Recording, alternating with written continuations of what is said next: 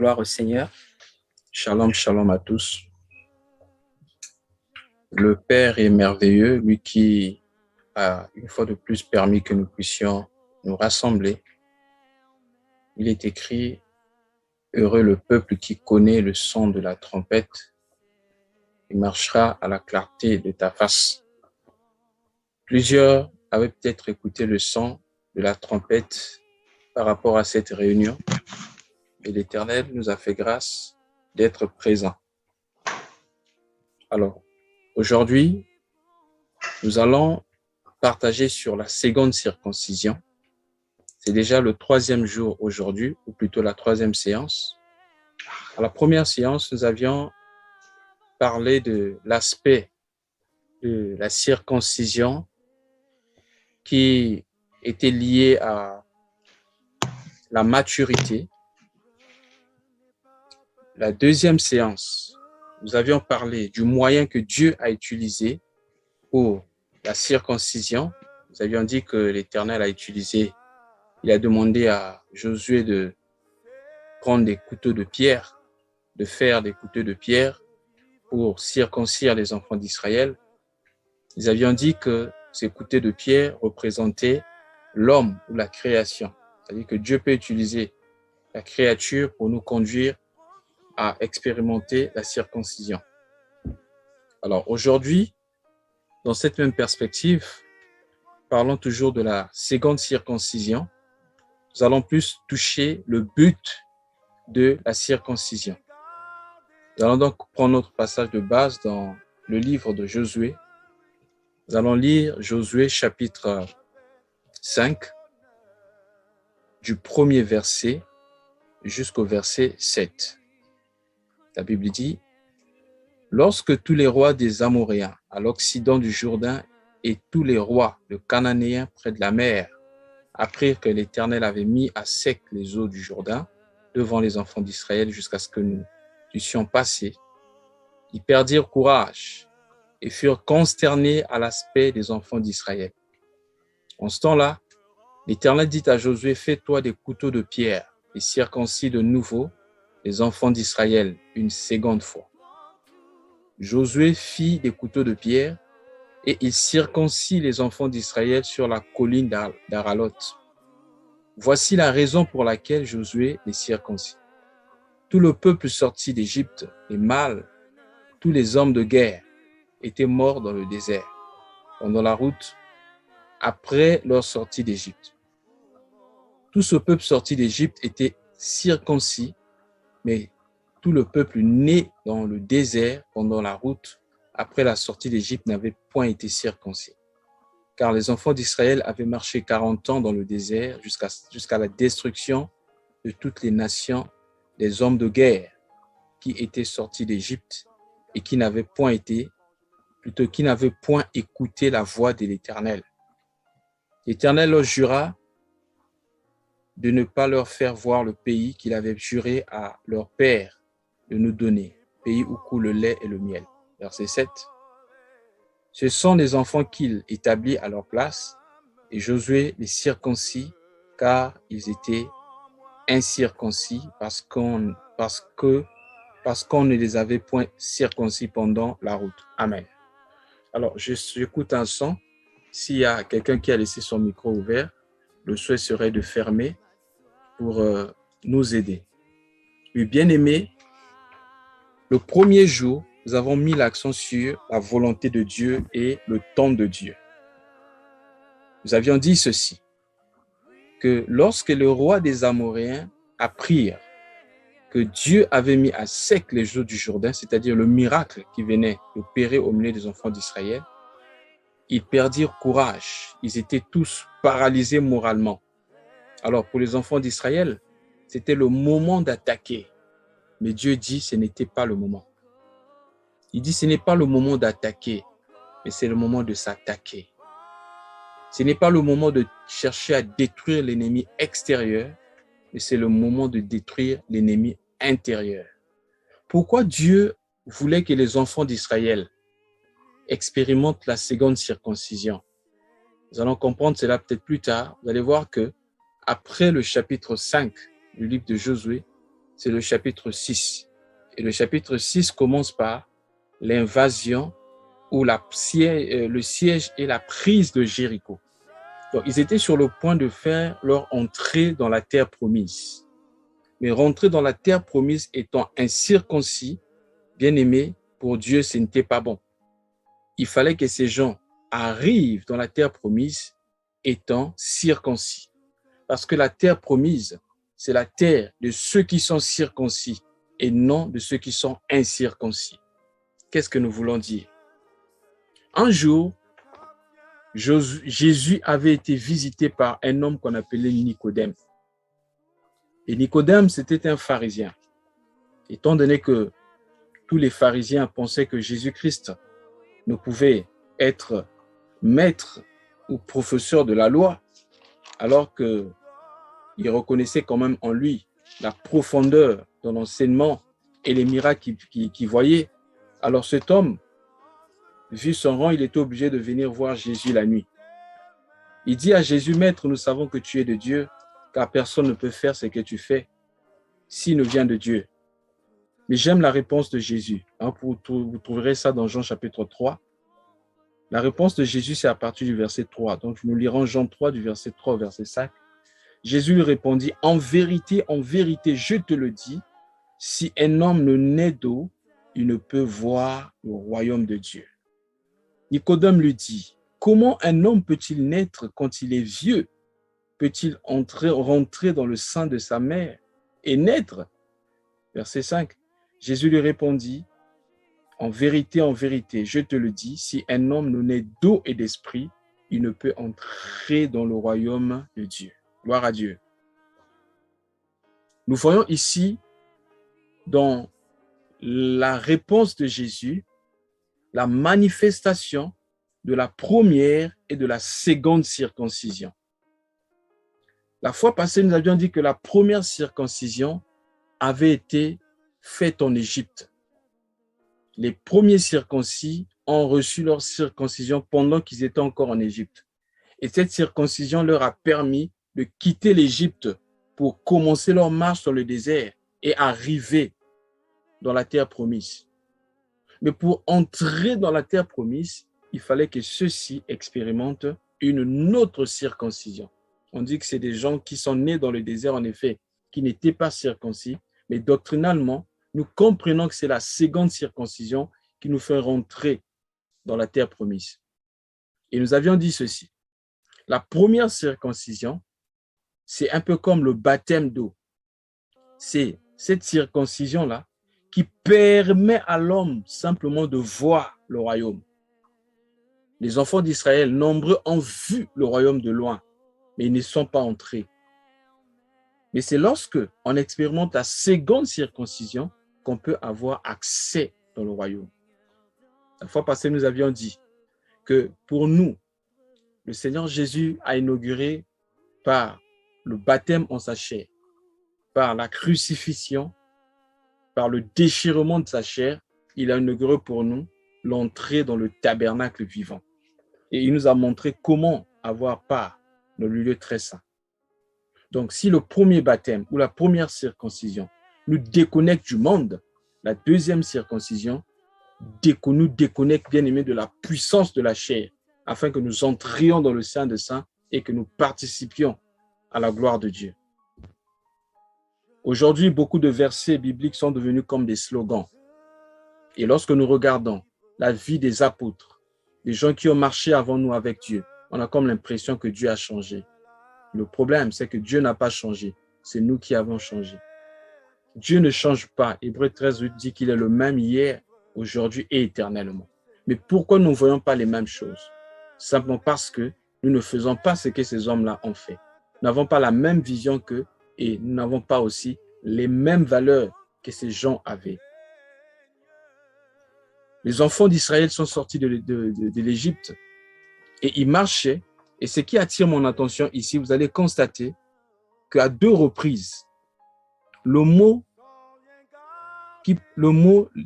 de la destruction des hommes de guerre revient ici à 2 reprises.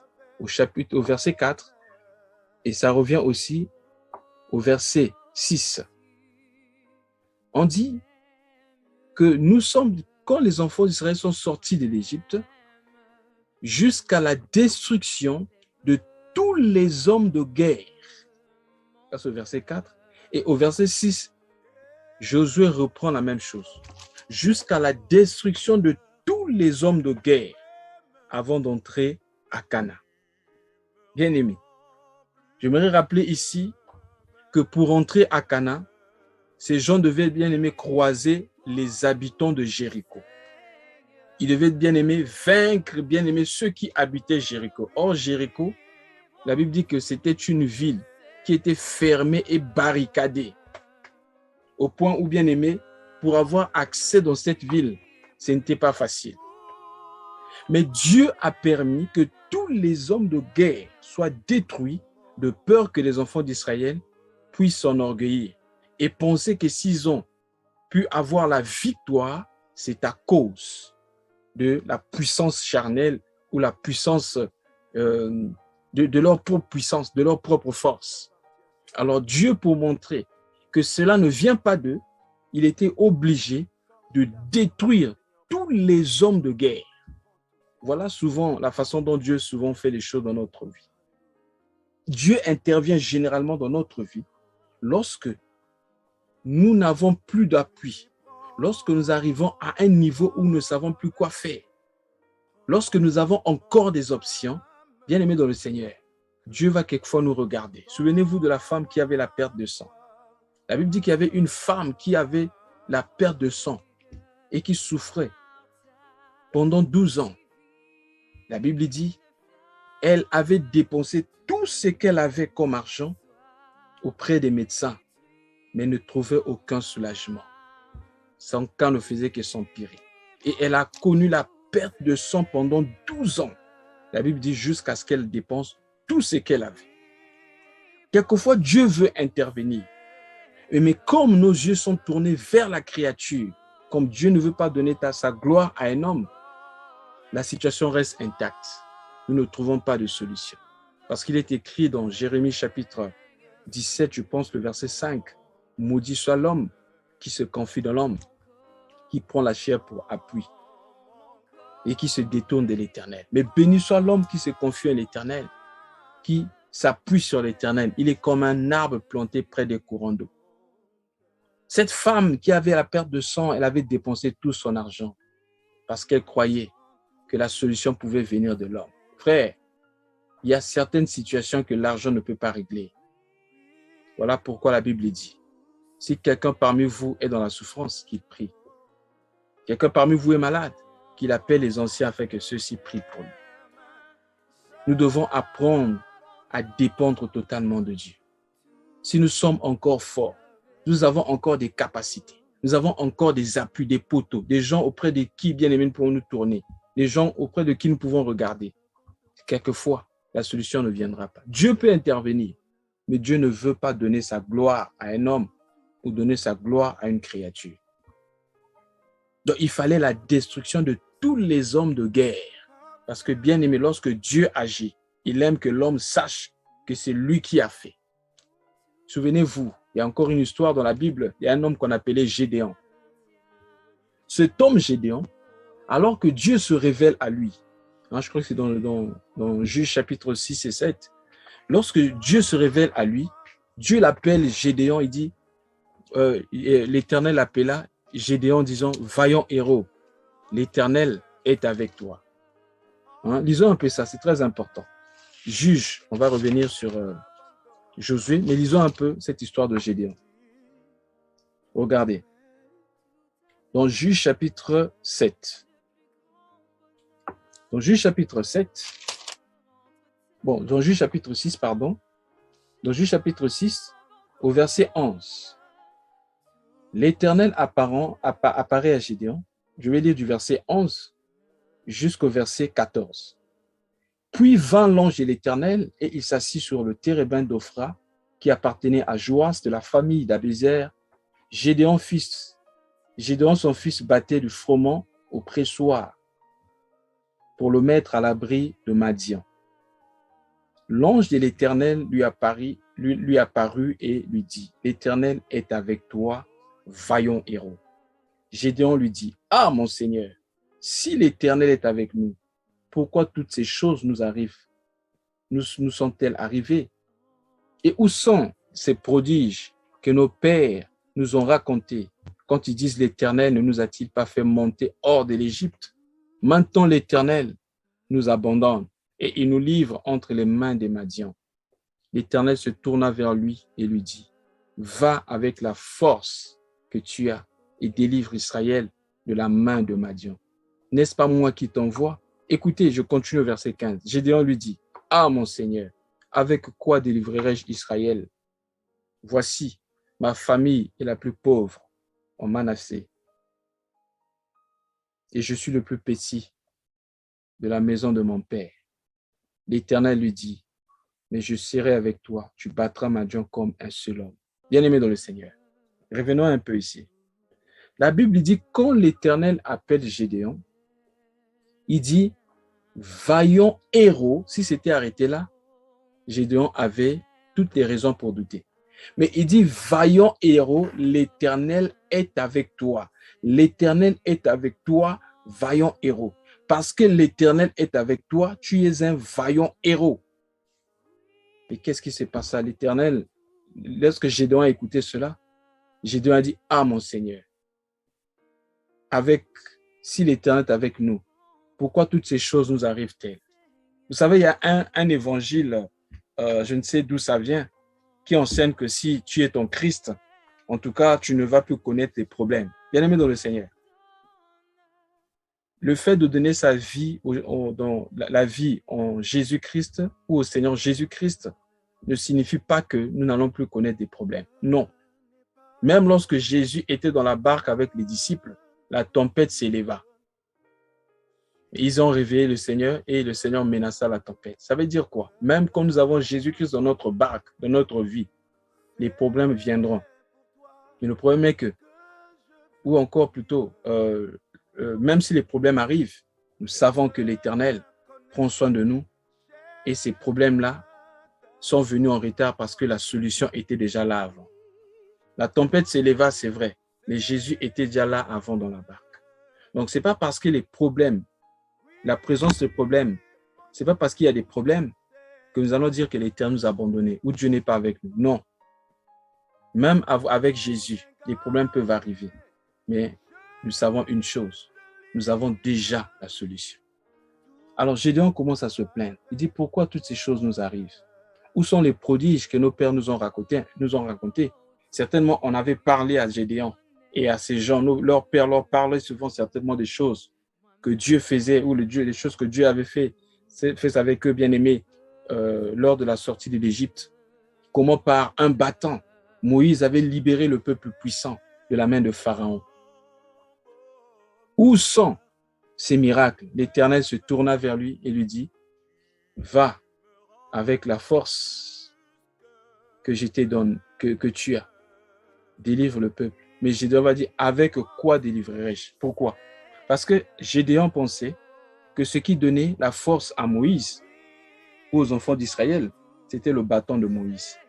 Mais lui, il avait oublié quelque chose. Ce n'était pas le bâton qui faisait quelque chose, mais c'est la présence de Dieu qui marchait avec eux, qui donnait la solution, qui donnait les victoires. Et Dieu a plusieurs façons de faire. Si au temps de Moïse, il a utilisé le bâton, avec Gédéon, il n'est pas obligé d'utiliser le bâton. Avec David en face de Goliath, il n'est pas obligé d'utiliser le bâton.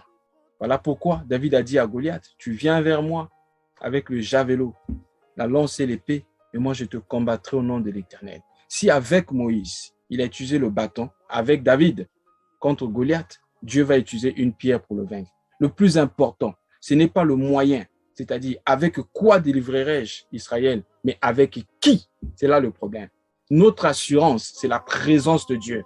Voilà pourquoi, pour nous, notre génération, pour notre dispensation, il a dit, je vous envoie, allez partout dans le monde, faites de toutes les nations mes disciples. Après, il dit, je serai avec vous. Voilà notre assurance. Peu importe le moyen que Dieu va utiliser, mais l'assurance que nous avons, c'est d'avoir la présence de Dieu avec nous. Gédéon commence à parler de sa situation géographique, sa situation financière. sa situation matrimoniale, etc. Il prend d'abord le niveau de l'État. Il dit Israël est battu. Deuxièmement, ma famille est la plus pauvre en Manassé. Troisièmement, je suis le plus petit de ma famille. Qu'est-ce qu'il voulait dire? Par rapport à la nation, Israël ne peut pas vaincre parce qu'Israël est en train de connaître les défaites maintenant. Si on prend par rapport à la famille, Dieu aurait pu utiliser une famille riche, mais pas une famille très pauvre. Ma famille est la plus pauvre en Manassé. Troisièmement, même si Dieu choisissait ma famille, on ne peut pas me prendre parce que Dieu tient compte du droit d'aînesse. Certainement, il devait prendre le plus âgé, l'aîné de la famille. Mais Dieu va utiliser Gédéon comment? Oh, bien-aimé dans le Seigneur, c'est que j'aime avec l'Éternel. Retiens ceci ce soir. Dieu, pour accomplir les choses les plus attendues, il utilise souvent les hommes ou les événements les moins attendus. C'est pour confondre la sagesse des grands et bien aimer la sagesse de ceux qui se croient sages. Dieu utilise des choses de rien pour confondre la sagesse des grands. C'est pourquoi, parlant de Jésus, la Bible dit, il s'est levé comme une faible plante sortant d'une terre desséchée. Il n'avait ni beauté ni éclat pour attirer nos regards. Rien pour nous plaire. Mais cependant, Dieu l'a utilisé. Il y avait Eliab, il y avait tous les frères de David, même le père de David ne peut pas imaginer que le roi soit David. Il était abandonné dans la forêt. Mais David était dans le plan de Dieu. C'est lui que Dieu choisit comme l'homme selon son cœur et qui devint roi en Israël. C'est ça, bien-aimé, que Dieu fait. C'est comme ça que Dieu fait les choses. Ces hommes-là n'étaient pas circoncis. Mais bien-aimé, il fallait que ces gens soient circoncis afin d'avoir accès dans le lieu très saint, afin d'avoir accès dans le pays où coule le lait et le miel. Le secret d'expérimenter le pays où coule le lait et le miel, c'est passé par la circoncision. Et la circoncision, bien aimée dans le Seigneur, pour nous, dans cette dispensation, la circoncision, c'est la circoncision du cœur. Passer par une vraie repentance et accepter que tu sois dépouillé de toutes tes forces. Parce que, bien aimé, il a fallu que Dieu tue tous les hommes de guerre avant d'entrer à Canaan. Bien aimé, à Canaan, on ne rentre pas avec ses propres forces. On ne rentre pas avec sa propre intelligence, mais on rentre avec la force de Dieu. Et si tu veux recevoir la force de Dieu, il faut accepter que Dieu te brise, que tu sois dépouillé de toutes tes forces afin d'y entrer. Nous allons atterrir en prenant l'exemple de deux personnages dans la Bible. L'exemple de Moïse et l'exemple de Jacob.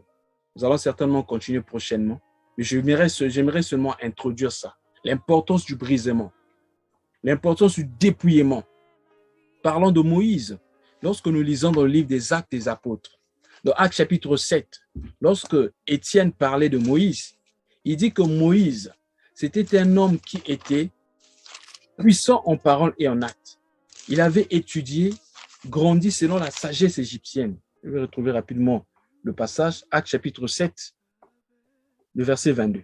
Moïse fut instruit dans toute la sagesse égyptienne et il était puissant en parole et en œuvre. Voici ce qui est dit de Moïse. Il était puissant en parole et en œuvre. Là, c'est lorsqu'il était en Égypte. Mais Dieu l'avait choisi comme libérateur. Alors, si Dieu l'avait envoyé comme ça, lorsqu'il était puissant en parole et en œuvre, intelligent, puisque l'Égypte à l'époque, c'était la première puissance mondiale, dans tous les plans, économiques, militaires et autres. Si Dieu l'avait envoyé comme ça, pour libérer le peuple, certainement Moïse allait penser que c'est par sa propre force qu'il a libéré le peuple. Mais Dieu devait dépouiller Moïse de sa propre force afin que Moïse parte avec la force de Dieu. Parce que le même Moïse, parce que ici, Étienne a témoigné de Moïse en disant qu'il était puissant en parole et en acte. Mais quand nous lisons dans Exode chapitre 4, quand Dieu appelle Moïse et l'envoie au verset 10, Moïse dit à l'Éternel, « Ah, mon Seigneur, je ne suis pas un homme qui a la parole facile. Et ce n'est ni d'hier, ni d'avant-hier, ni même depuis que tu parles à ton serviteur, car j'ai la bouche et la langue embarrassées. » Dieu dit, qui a fait la bouche de l'homme et qui rend muet ou sourd, voyant ou aveugle? Bien-aimé dans le Seigneur, Moïse était puissant en parole et en acte. Mais comment est-ce que Moïse peut dire à l'Éternel, je n'ai pas la parole facile? Le problème, c'est quoi? Moïse, ici, dans Actes chapitre 7, on présente un Moïse qui était encore un homme de guerre, un homme puissant, un homme qui avait des capacités, un homme capable. Or, Dieu n'utilise pas les hommes qui sont capables. Dieu utilise les incapables. Dieu prend de la poussière l'indigent et le fait asseoir avec les grands. Dieu prend ceux qui sont bien aimés, sans forme, une terre sans forme pour donner la forme. Si tu as déjà la forme, si tu es déjà fort, Dieu ne peut pas t'utiliser. Donc, il fallait que Dieu dépouille Moïse de ses propres paroles, que Moïse reste sans parole afin d'être utilisé par Dieu. Nous voyons la même chose avec Jacob.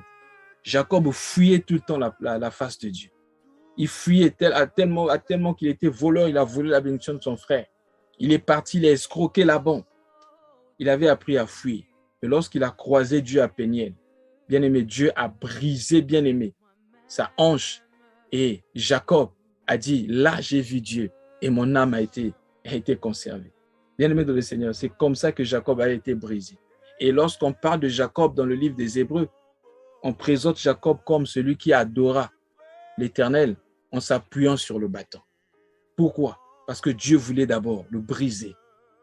Dieu veut que nous soyons brisés. Dieu veut nous briser, bien-aimés, de nos propres forces, de nos propres moyens, de nos capacités, afin que nous dépendions totalement de lui. Et voilà, bien-aimés, le but de la circoncision.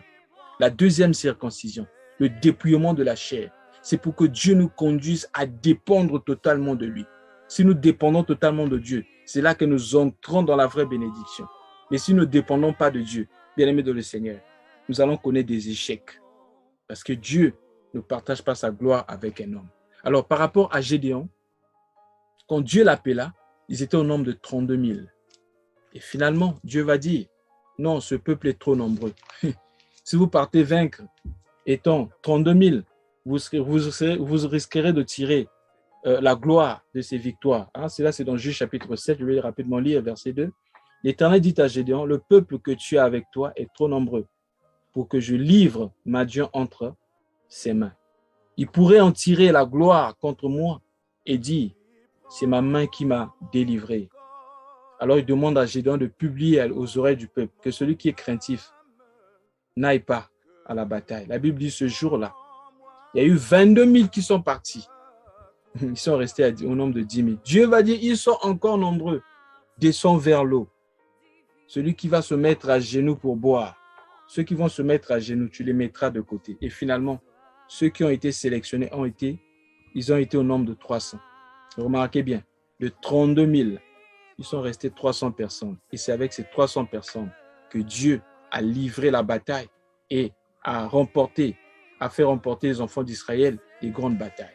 Pour dire quoi? Ce n'est ni par la force, ni par l'intelligence, mais c'est par mon esprit que je fais toutes choses. Afin que l'homme dise, ce n'est pas par moi, ce n'est pas par mon intelligence, ce n'est pas par mon argent, ce n'est pas par mon compte bancaire, ce n'est pas par ma beauté, ce n'est pas par ma sagesse, mais c'est Dieu qui a tout fait. Que Dieu nous emmène à dépendre totalement de lui. Faute de temps, nous allons nous arrêter là. Nous continuerons prochainement, si l'Éternel le permet. Que Dieu vous bénisse. Au nom de Jésus-Christ. Amen.